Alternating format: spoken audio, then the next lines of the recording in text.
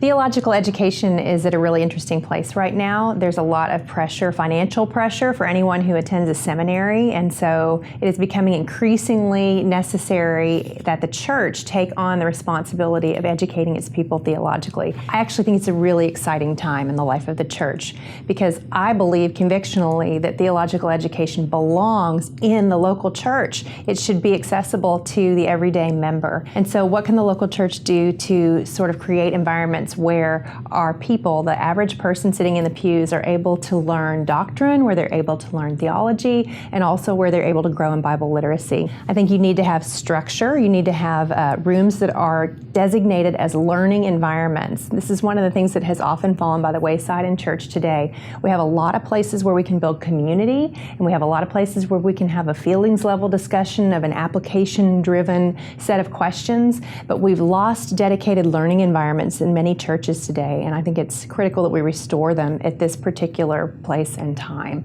So when churches set aside environments that are specifically geared toward teaching people doctrine and theology and Bible literacy, they can help them along the path.